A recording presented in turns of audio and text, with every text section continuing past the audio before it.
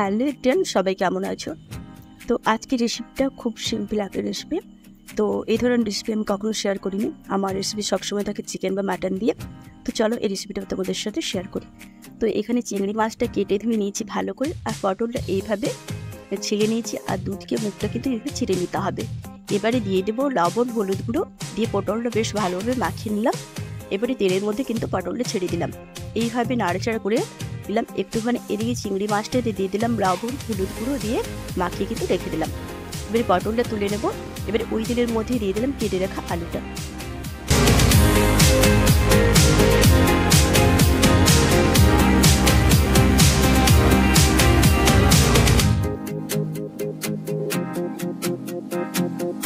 তো আলুটা ঠিক এইভাবে লাল করে ভেজে তুলে নেব। তারপর ওই তেলের মধ্যে মাছটা ছেড়ে দিলাম।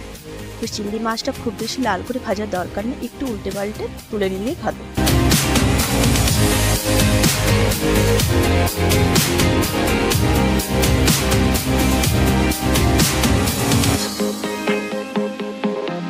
তো এবার ওই তেলের মধ্যে দিয়ে দেবো কুচনো পেঁয়াজ, কাঁচা লঙ্কা কুচি আর দুটো তেজপাতা।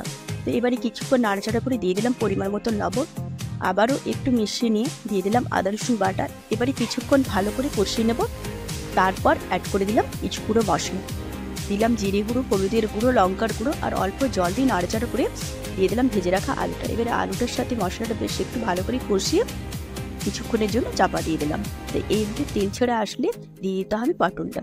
এবার আলু পটল ভালো করে কষিয়ে অল্প জল দিয়ে দিলাম, আরও চাপা দিয়ে দিলাম 5 মিনিটের জন্য। এইভাবে গ্রেভি হয়ে আসলে দেখে নিলাম আলুটা সেদ্ধ হয়েছে কিনা। এবারে নাড়াচাড়া করে দিয়ে দিলাম চিংড়ি মাছটা, তারপরে দিয়ে দিলাম নারকেলের দুধ বা মালাই বলতে পারো। তারপর দিলাম গরম মশলার গুঁড়ো। এবারে ভালো করে সব কিছু মিশিয়ে এইভাবে তেল ছেড়ে আসলে দিয়ে দিলাম অল্প চিনি আর ধনে পাতা কুচি ছড়িয়ে নামিয়ে নিলে রেডি আমাদের পটল চিংড়ি মালাই।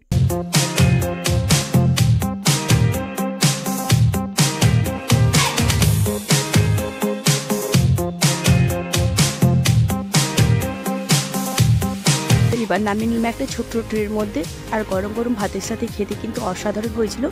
তো ভিডিওটা কেমন লাগলো তোমাদের অবশ্যই কমেন্ট করে জানিও। ভিডিওটা ভালো লাগলে অবশ্যই লাইক করতে ভুলো না, আর যারা পেজটা আমার এখনও ফলো করোনি অবশ্যই ফলো করে নিও। তো সাথে থেকো, আর সবাই ভালো থেকো। নেক্সট কোনো ভিডিওতে দেখা হচ্ছে। চলো টাটা।